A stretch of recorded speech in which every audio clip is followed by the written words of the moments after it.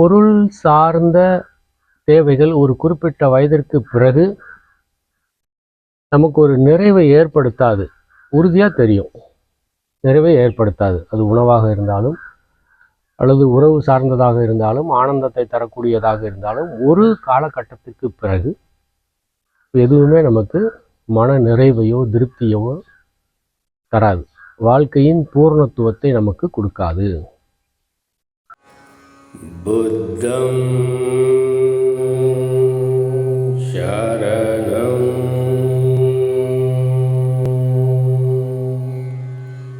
கச்சாமி.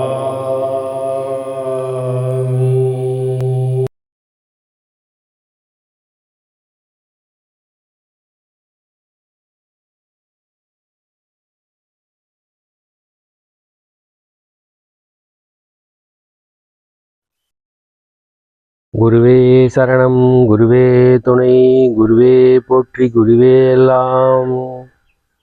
எல்லா உயிரும் பேரருள், பேரறிவு, பேராற்றல், பேரானந்தம் பெறட்டும். அனைவருக்கும் அன்பான வணக்கங்கள். எப்பொருள் யார் யார் வாய் கேட்பினும் அப்பொருள் மெய்ப்பொருள் காண்பது அறிவு. இந்த காணொளியில் நாம் பார்க்க இருக்கிறது எவ்வளவோ நல்ல விஷயங்களை நாம் தெரிஞ்சுக்கிட்டோம். முதல்ல நல்ல விஷயம் இருக்குன்னு தெரிஞ்சிட்டோம். அப்புறம் அதை அறிந்து கொள்வதற்காக பல நூட்கள் படிக்கிறோம், பல காணொளி பார்க்குறோம். இப்போ யூடியூப் மாதிரி நிறையா விஷயங்கள் யூடியூப்பில் தெரிஞ்சுக்கிறோம். நம்ம இப்போ ஒர்க் ஷாப் போகிறோம், சிலர் குருமார்களை தேடி போய் நிறையா விஷயங்களை கற்றுக்குறோம். நமக்கு தெரியுது இதுதான் நமக்கு தேவை, நம்முடைய விருப்பத்தை விட இதுதான் நம்முடைய தேவை. ஏன்னா பொருள் சார்ந்த தேவைகள் ஒரு குறிப்பிட்ட வயதிற்கு பிறகு நமக்கு ஒரு நிறைவை ஏற்படுத்தாது. உறுதியாக தெரியும், நிறைவை ஏற்படுத்தாது. அது உணவாக இருந்தாலும் அல்லது உறவு சார்ந்ததாக இருந்தாலும், ஆனந்தத்தை தரக்கூடியதாக இருந்தாலும், ஒரு காலகட்டத்திற்கு பிறகு எதுவுமே நமக்கு மன நிறைவையோ திருப்தியோ தராது. வாழ்க்கையின் பூர்ணத்துவத்தை நமக்கு கொடுக்காது.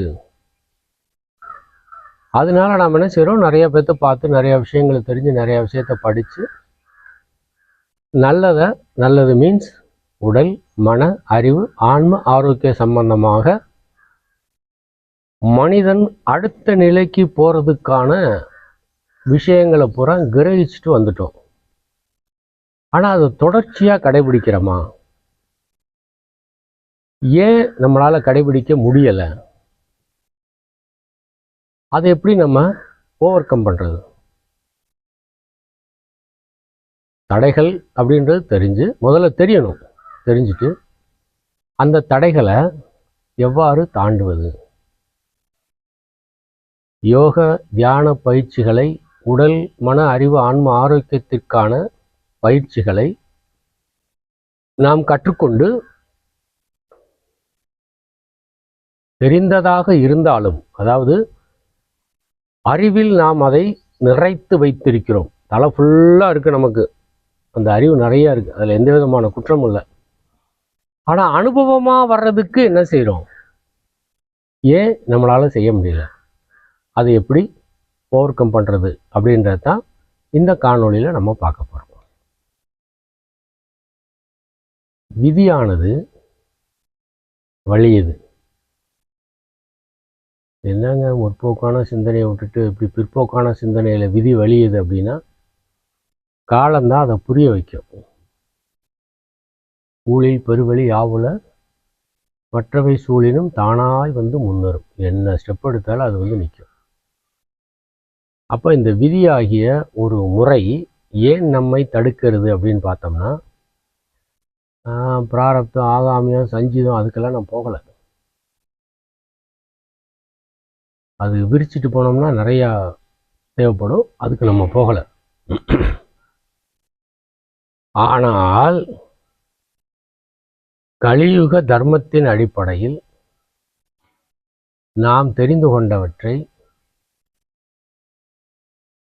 வாழ்க்கையில் அனுபவபூர்வமாக கடைபிடிக்க வேண்டுமென்றால் அதற்கு சில யம நியமங்களை கடைபிடிக்க வேண்டும். முதலில் நான் அறிந்த வரையில், எனக்கு ஏற்கனவே சொன்னேன், என்னுடைய 35 ஆண்டு கால இந்த யோக தியானத்தை போதிக்கும் இந்த அனுபவ அறிவின் உணர்வின் காரணமாக நான் அறிந்த வரையில்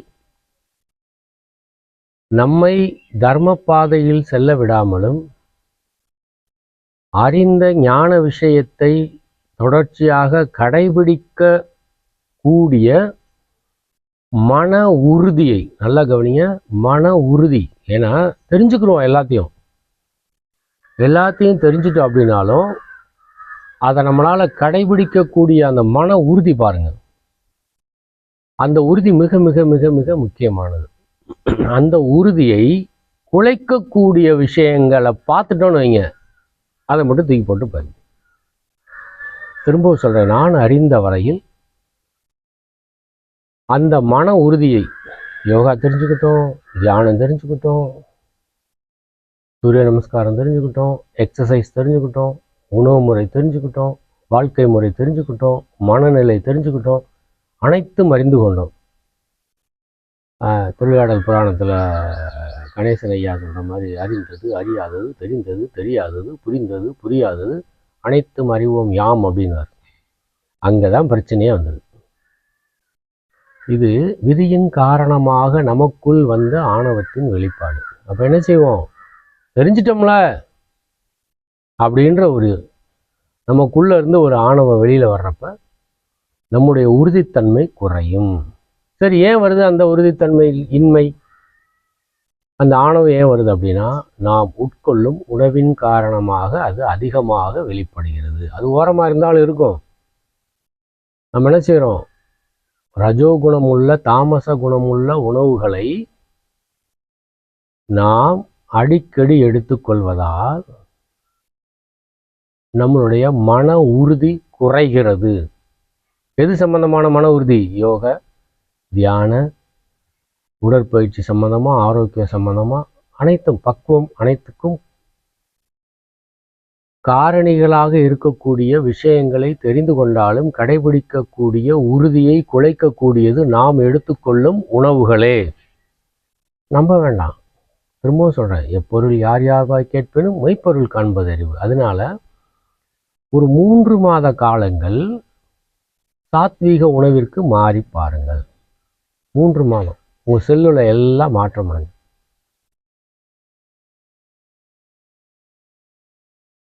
பழைய மாணவர்களை நான் பார்ப்பேன். பழைய மாணவர்கள், என்னுடைய 20 வருஷம் 25 வருஷம் 30 வருஷத்துக்கு முன்னாடி என்கிட்ட கற்றுக்கிட்ட பழைய மாணவர்களை பார்ப்பேன். அவங்கள்ட்ட பார்த்து ஏன் பயிற்சி பண்ணலை? சிலர், அதாவது 100 மாணவர்களில் 5 மாணவர்கள் தான் கடைபிடிக்கிறாங்க. எதை? யோக தியானத்தை. ஒரு 25% மாணவர்கள் என்ன செய்றாங்க அப்படின்னா பாதி பண்றாங்க, மிச்சவங்களாம் பண்றதே இல்லை. நல்லா தெரியும், சில வருஷங்கள் கத்துக்கிட்டவங்களே. ஏன் அப்படின்னா அதுக்கு காரணம் அவங்களுடைய ஆணவத்தின் வினையின் காரணமாக வந்த ஆணவத்தினால் உணவு முறையில் மாற்றம் கொண்டு வராது. மனம் அன்னகோசமயமானது, புரிந்து கொள்ளுங்கள். மனம் அன்னகோசமயம். என்ன சாப்பிட்றீங்களோ அதற்கு தகுந்தாற்போல் தான் உங்களுடைய மனநிலை இருக்கும். ஊர்வன, பரப்பன, நடப்பன, மிதப்பன, இது எல்லாம் உள்ள போக போக என்ன ஆகும் அப்படின்னா, நம்மை அறியாமலே நம்முடைய மனதில் பயம் அப்படின்ற ஒரு உணர்வு வரும். பயம் வந்துச்சுன்னா யோகா பண்ண அப்படி ஆயிரும், தியானம் பண்ண அப்படி ஆயிரணும் போதும். எனக்கு தெரிஞ்ச ஒருத்தர் நல்லா தியானம் பண்ணிட்டு இருந்தார். அவங்க வீட்டம்மாவுக்கு அவருக்கு சந்தோஷம். காலையில் எழுந்திரிச்ச உடனே எங்கள் வீட்டுக்காரரு ஒரு 1 மணி நேரம் யோகா பண்ணுவார், 1/2 மணி நேரம் தியானம் பண்ணுவார். முடிச்சுட்டு தான் அடுத்த அவர் பிள்ளைகளை ஸ்கூலில் விடுறது அது இது எல்லாம் செய்வார். அந்த அம்மாவுக்கு ரொம்ப சந்தோஷம். சும்மா இல்லாமல் அந்த அம்மா என்ன பண்ணிடுச்சு, அவங்க ஃப்ரெண்டுகிட்ட போனப்போ இந்த மாதிரி எங்கள் வீட்டுக்காரர் டெய்லி யோகா பண்ணுறாரு. அவருக்கு எந்த விதமான தீய பழக்கங்களும் கிடையாது. ஹோட்டலில் கூட சாப்பிட மாட்டார், வீட்டில் தான் சாப்பிடுவார். காஃபி டீயெல்லாம் அளவாக கொஞ்சமாக குடிச்சுக்கிடுவார். நான் கூட நல்லா சாப்பிடுவேன், அவர் கம்மியாக தான் சாப்பிடுவார். வேறு சிகரெட்டோ பாக்கோ தண்ணியோ இந்த மாதிரி விஷயங்கள் எதுவுமோ, இரவு லேட்டான சாப்பிட்றது, லேட்டாக தூங்க, அதெல்லாம் எதுவும் கிடையாது. பர்ஃபெக்டாக ஃபேண்டாஸ்டிக்கான லைஃப் சூப்பராக லீட் பண்ணிட்டு போயிட்டு இருந்தார். இந்த அவருடைய மனைவி ஆனந்தத்தின் காரணமாக ஃப்ரெண்டு ஒருத்தவங்கள்ட்ட போய் இந்த மாதிரி எங்கள் வீட்டுக்காரர் டெய்லி யோகா பண்ணுறாரு, தியானம் பண்ணுறாரு அப்படின்னு சொல்லி சொன்னோன்னே அந்த அம்மா என்னத்தை கற்றுக்கிடுச்சோ தெரியல. ஐயோ இந்த மாதிரிலாம் செய்ய விடாத, கொஞ்ச நாள் கழித்து அவர் குடும்பத்தை விட்டு கொஞ்சம் கொஞ்சமாக விலகிடுவார், மனைவியை விட்டு விலகிடுவார், உங்களுக்குள்ளே எந்த ஆனந்தமும் இல்லாமல் போயிடும், அப்புறம் ஒரு காலகட்டத்துக்கு மேலே விட்டுட்டு சாமியாரை போயிடுவார், இல்லாட்டினா ஏதாச்சும் ஒரு ஆசிரமத்தில் போய் சேர்ந்துடுவார், இல்லை இமயமலை பக்கம் போயிடுவார், அவரை முதல்ல அந்த யோக தியானத்தை கட் பண்ணது அப்படின்னு கேட்கவா வேணும். இந்த அம்மா அந்த அம்மா பேச்சு கேட்டு வந்து கொஞ்சம் கொஞ்சமாக அவருக்கு இடையூறு கொடுத்து எந்த பயிற்சியும் பண்ண விடாமல் அப்புறம் ஒரு காலகட்டத்துக்கு அப்புறம் பார்த்தா அவரும் தொந்தி இந்த பையன் தள்ளிக்கிட்டு எப்படிலாம் ஒரு மனிதனுக்கு தடைகள் வருது பாருங்க. நல்ல பயிற்சி பண்ணுறவங்களுக்கே உறவினர்கள் மூலமாக இடையூறு வருது அப்படின்னா, சுயமாக நமக்கு நாமளே யோக பயிற்சியை தடை செய்யக்கூடிய உணவுகளை எடுத்தால் என்ன ஆகும்? நம்முடைய மனமே அந்த உயர் ஞானம் பற்றிய பக்குவத்தில் நிலைத்திருக்காது. ஏன்? உணவு பூரா தவறான உணவு.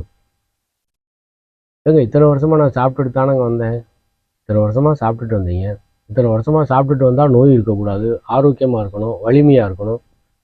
40க்கு மேலே இதெல்லாம் குறையுது, நோய் அதிகமாகுது, கண் பார்வை குறையுது, உடம்புல எல்லா ஜாயின்லையும் பெயின் வருது, உட்காந்தா எந்திரிக்க முடியல, எந்திரிச்சா நடக்க முடியல, நடந்தாக்கு திரும்ப கீழே உட்கார முடியல, இப்போ வஜ்ராசனம் போட்டு உட்காந்துருங்க, உட்கார முடியல, எந்திரிக்க முடியல, மூட்டுக்கள் புற, இது எது? உணவின் காரணமாக, உடற்பயிற்சியின்மையின் காரணமாக.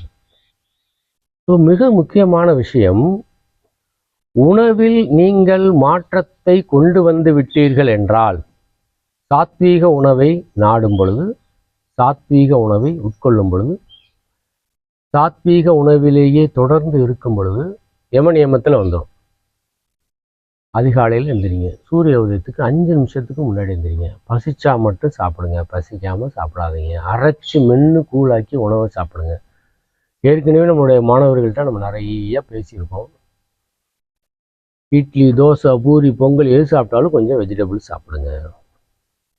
இரவு சாப்பாடை சீக்கிரம் சாப்பிடுங்க. வாரத்துக்கு ஒரு தடவை எண்ணெய் வச்சு குளிங்க. இந்த சாத்வீக உணவிற்கு நீங்கள் மாறிவிட்டு உணவு உட்கொள்ளும் நேரம், உட்கொள்ளும் முறை, உணவின் தன்மை, இது எல்லாம் மாறுறப்ப, சாத்வீக உணவுடனே கறிமீன் சாப்பிடாதுதான் அப்படின்னு நினச்சிடாதீங்க. சாப்பிட்றப்போ ரொம்ப உரப்பை போட்டு மூக்குலையும் கண்ணுலையும் தண்ணியாக வர வச்சு தொண்டை எரிச்சல் வந்து உள்ளே போனதுக்கப்புறமும் வயிறு எரிச்சலாகி மறுநாள் காலையில் வெளியே போகாத அளவுக்கு அது சிக்கலை ஏற்படுத்துறதும் தாமச உணவு தான். அதனால் சாத்வீக உணவு என்பது நீங்கள் சாப்பிட சாப்பிட செமிக்கும். நல்லா கவனிங்க, சாத்வீக உணவு என்பது சாப்பிட சாப்பிட செமிக்கும். ஒரு உதாரணத்துக்கு சொல்கிறேன். ஒரு ஈடு எடுத்துகிட்டு வந்து ஒரு 10 இட்லி வைக்கிறாங்க அப்படின்னா, அந்த 10 இட்லியில் முதல்ல 4 இட்லி உள்ளே போயிடும் பார்த்தீங்களா, போனதுக்கப்புறம் அடுத்து 5வது இட்லி வைக்கிறப்ப இதில் 3 இட்லி செமிச்சிருக்கும். 7வது இட்லி சாப்பிட்றப்ப 4 இட்லி 5 இட்லி செமிச்சிருக்கும். 10வது இட்லி சாப்பிட்டப்போ 7 இட்லி செமிச்சிருக்கும். அப்போ இன்னும் எம்டி ஸ்பேஸ் இருக்கும்.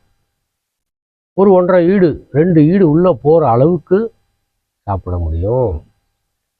அதை காய்கறிகளோடு சாப்பிட்றது, உரப்பு கம்மியாக வச்சு சாப்பிட்றது, உப்பு அளவாக வச்சு சாப்பிட்றது. சாத்வீகத்தை பற்றி பேசிக்கிட்டே இருக்கலாம் நிறையா. சாறு உள்ள உணவுகளை சாப்பிட்றது, உலர்ந்த பழங்களை எடுத்துக்கொள்ளக்கூடாது. அது தாமச உணவில் வருது. நீங்கள் உணவை பற்றி நல்லா உங்களுக்கு தெரியணும் அப்படின்னா, நான் சொல்கிறது carbohydrate, fat, minerals, vitamins, protein, அது புரோட்டீன் மினரல்ஸில் விட்டமின்ஸில் வந்து மைக்ரோ மேக்ரோ அதெல்லாம் வேண்டாம், தோற்று போயிடும். அந்த மாதிரி பிரித்து பிரித்து பிரித்து பார்த்து சாப்பிட்டவங்களும், கலோரி கணக்கு பார்த்து சாப்பிட்டவங்களும் இன்றைக்கி உபாதைகளோடையும் சிலர் இல்லாமலும் போயிட்டாங்க. எனக்கு தெரிஞ்ச ஒருத்தர்லாம் பேலியோ டயட் அப்படின்னு ஒரு 25 வருஷத்துக்கு முன்னாடி, பேலியோட வெறும் ஏற்கனவே காணொலியில் சொல்லியிருப்பேன், மீண்டும் சொல்கிறேன். பேலியோ டயட் அப்படின்னு ஒரு முழு கோழியை சுட்டு சுட்டு தின்னார். ஹை புரோட்டீன் நல்லா இருக்குது அப்படின்னு சாப்பிட்டாரு. நான் சொன்னேன், ஏன் வேணாமியா, இதை சாப்பிட்ட யூரோப்பியன்ஸே வந்து இது சாப்பிட்றப்ப அந்த பெரிஸ்ன்னு இருக்கக்கூடியதையும் ஃபைபர் கண்டென்ட் உள்ள வெஜிடபிளும் ஃப்ரூட்ஸும் நிறைய எடுத்துக்கிடுவாங்க, நீ சாப்பிடு. அவருக்கு அது ஏறல. முழு கோழியாக முழுங்கினாப்புல. அது காலம் இருக்குல்ல, ஒரு குறிப்பிட்ட காலத்துக்கு அப்புறம் பார்த்தா முகத்தில் இவ்வளோ பெரிய தொப்பை முகத்தில். புரிந்து கொள்ளுங்கள், அவரோட இயக்கமே முழுக்க குறைஞ்சி போச்சு. அவருக்கு அதிகபட்சமாக 18, ஒரு 20, 40 வயசுக்குள்ள 60 வயசுக்குரிய முதுமையோடு இருக்கார். இந்த ரத்த குழாய்களாம் எங்கே அடப்பு இருக்கோ என்னமோ தெரியாது. ஏன் சொல்கிறேன் அப்படின்னா, யாராவது எதையாவது சொல்கிறாங்க அப்படின்றதுக்காக உணவில் சாத்வீகமற்றதை எடுத்துக்கொண்டீர்கள் என்றால் குறிப்பிட்ட ஆண்டுகளுக்கு பிறகு உங்களுடைய உடலில் ஏற்படும் பாதிப்புகள் அதிலிருந்து விலக முடியாத அளவுக்கு உங்களை பிடிச்சி வச்சுக்கணும். அப்போ என்ன செய்யணும்? மகான்கள் காட்டிய பாதையில், ஞானிகள் காட்டிய பாதையில், ரிஷிகள் காட்டிய பாதையில் நாம் போயிட்டோம் அப்படின்னா ஒரு பிரச்சனை கிடையாது. உங்களுக்கு, உங்களுடைய மனதிற்கு, உங்களுடைய புத்திக்கு, உங்களுடைய உடலுக்கு தேவை எது என்று பார்க்கணுமே ஒழிய நமக்கு பிடித்தமானது, விருப்பமானது அப்படின்னு பார்க்கணும். முதலில் உணவில் நீங்கள் மாற்றத்தை கொண்டு வந்து விட்டீர்கள் என்றாலே புத்தியில் தெளிவு பிறக்க ஆரம்பிக்கும். அதுக்கப்புறம் நம்ம வழக்கமாக பண்ணுற ஆனாபானாசதி, உள்மூச்சு வெளிமூச்சு, சும்மா இருக்கப்போ போகிறாங்க கவனிக்க. இது செஞ்சுட்டு வந்துட்டீங்க அப்படின்னா நீங்கள் கற்றுக்கொண்ட உடல், மன, அறிவு, ஆன்ம ஆரோக்கியம் சார்ந்த அனைத்து பயிற்சிகளையும் உடனடியாக உங்களை அறியாமலே உங்களுடைய புத்தி மனதை செயல்பட வைத்து உடம்பை இயங்க வைத்துவிடும். ஏன்னா நம்முடைய புலன்கள் இயக்கம் மற்றும் அறிதல், இயங்கிறது, எடுக்கிறது, வைக்கிறது, தள்ளுறது, இழுக்கிறது, இயக்கம் மற்றும் அறிதல், அதன் மூலம் சில விஷயத்தை புரிஞ்சுக்கிறது. இந்த இயக்கம், அறிதல் அப்படின்ற இந்த புலன் சார்ந்த விஷயங்கள் நம்முடைய பிராணசக்தியின் அளவை பொறுத்து, உண்ணும் உணவின் தன்மையை பொறுத்து மாறுபடும், உறுதியாக மாறுபடும். அப்போ புலனை கட்டுப்பாட்டுக்குள்ளே கொண்டு வரணும்னா நீங்கள் பிராணசக்தி அதிகமாக இருக்கக்கூடிய உணவு சாத்விக உணவில் தான் இருக்கு.